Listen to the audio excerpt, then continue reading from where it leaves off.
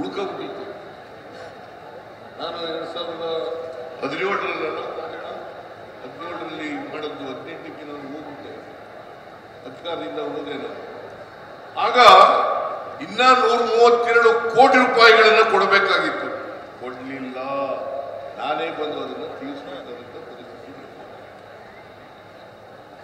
132 ಕೋಟಿ ರೂಪಾಯಿಗಳನ್ನ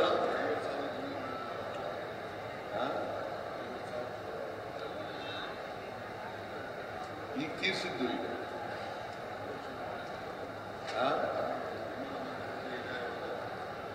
ಅದು 1 ಲಕ್ಷದ್ದು ಇವರು ಸಮ್ಮಿಶ್ರ ಸರ್ಕಾರ ಮಾಡಿದ್ದಲ್ಲ, ಅದು ಮಾಡಿಲ್ಲ, ಕೊಡ್ಲಿಲ್ಲ. ನಾನೇ ಕೊಡಬೇಕು, ನಾನೇ ಕೊಡ್ತೀನಿ ರಾಜಣ್ಣ.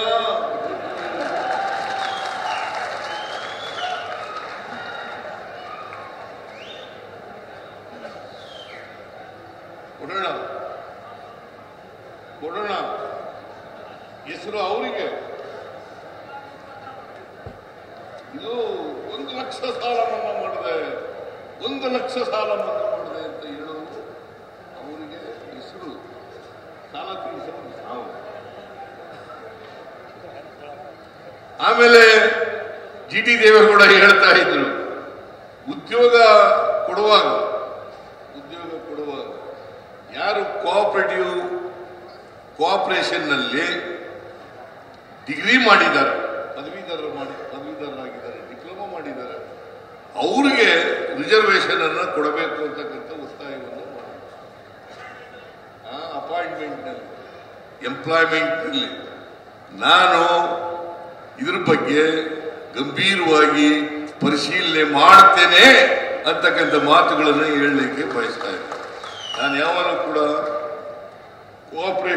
ಕೋಆಪರೇಟಿವ್ ಫೀಲ್ಡ್ ಇದೆಯಲ್ಲ, ಅದು ಬಲವಾಗಿ ಬೆಳೀತು.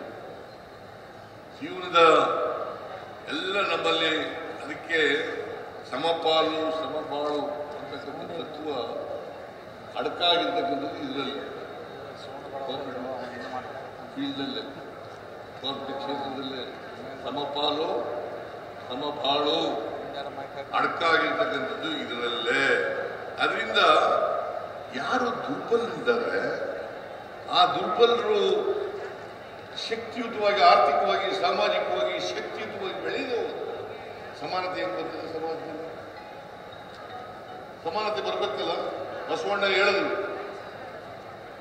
ಎಲ್ಲರೂ ಸಮಾನ ಅವಕಾಶಗಳು ಸಿಕ್ಕಬೇಕು, ಸಮಾನ ಅವಕಾಶ ಸಿಕ್ಕಬೇಕು, ಸಮಾನತೆಯ ಸಮಾಜ ನಿರ್ಮಾಣ ಆಗಬೇಕು, ಜಾತಿ ಹೋಗ್ಬೇಕು, ಮೌಢ್ಯಗಳು ಹೋಗ್ಬೇಕು, ಧರ್ಮ ಥಿಯರಿ ಹೋಗ್ಬೇಕು ಅಂತ ಹೇಳಿದ್ರು.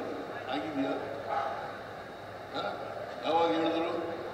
12ನೇ ಶತಮಾನದಲ್ಲಿ ಹೇಳಿದ್ರು. ಜಾತಿ ರಹಿತವಾದಂತ, ವರ್ಗ ರಹಿತವಾದಂತ, ಕರ್ಮ ಸಿದ್ಧಾಂತ ಇಲ್ಲದೆ ಇರ್ತಕ್ಕಂಥ, ಮೌಢ್ಯಗಳಿಲ್ಲದೆ ಇರ್ತಕ್ಕಂಥ, ಮನುಷ್ಯತ್ವ ಇರ್ತಕ್ಕಂಥ ಸಮಾಜ ನಿರ್ಮಾಣ ಆಗಬೇಕು ಅಂತ ಬಸವಣ್ಣ ಹೇಳೋದು. ಅದಕ್ಕೆ ಬಸವಣ್ಣವ್ರನ್ನ, ಶಿವಾನಂದ ಬಸವಣ್ಣವ್ರನ್ನ ಸಾಂಸ್ಕೃತಿಕ ನಾಯಕ ಅಂತ ಮಾಡಿದದು ನಮ್ಮ ಸರ್ಕಾರ ಅಂತಕ್ಕಂಥದನ್ನ ತಿಳಿಸಿದ್ರು. ಹಿಂದೆ ಯಾರು ಮಾಡಿದ್ರ? ಯಡಿಯೂರಪ್ಪ ಮಾಡಿದ್ರ? ಬಸವರಾಜ ಬೊಮ್ಮಾಯಿ ಮಾಡಿದ್ರ? ವೀರೇಂದ್ರ ಪಾಟೀಲ್ ಮಾಡಿದ್ರ? ಜತ್ತಿಯವರು ಮಾಡಿದ್ರ? ನಾನು ಮಾಡಿದ್ದೆ. ಯಾಕಂತಂದ್ರೆ ಸಮಾನ ಅವಕಾಶಗಳು ಸಿಕ್ತು. ಸಮಾನತೆಯ ಸಮಾಜ ನಿರ್ಮಾಣ ಆಗಬೇಕು, ಸಮಾನತೆಯ ಸಮಾಜ ನಿರ್ಮಾಣ ಆಗಬೇಕು. ಮಹಿಳೆಯರು, ದಲಿತರು, ಹಿಂದುಳಿದವರು, ಕಾರ್ಮಿಕರು, ಅಲ್ಪಸಂಖ್ಯಾತರು ಅವೆಲ್ಲರಿಗೂ ಕೂಡ ಆರ್ಥಿಕ ಸಾಮಾಜಿಕ ಶಕ್ತಿ ತುಂಬಿದಾಗ ಮಾತ್ರ ಜಾತಿ ವ್ಯವಸ್ಥೆ ಹೋಗ್ಲಿಕ್ಕೆ ಸಾಧ್ಯ ಆಗ್ತದೆ. ಜಾತಿ ವ್ಯವಸ್ಥೆ ಎಲ್ಲಿವರೆಗೆ ಇರ್ತದೆ ಅಲ್ಲಿವರೆಗೆ ಅಸಮಾನತೆ ಹೋಗಲ್ಲ. ಅಸಮಾನತೆ ಹೋಗ್ಬೇಕಂದ್ರೆ ಜಾತಿ ವ್ಯವಸ್ಥೆ ಹೋಗ್ಬೇಕು.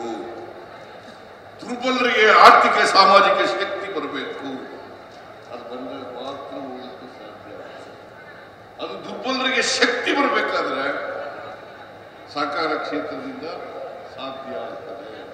ಅದಕ್ಕೋಸ್ಕರ ಸಹಕಾರಿ ಕ್ಷೇತ್ರವನ್ನು ಪ್ರಬಲಗೊಳಿಸ್ತಕ್ಕಂಥ ಕೆಲಸವನ್ನು ಮಾಡಬೇಕು.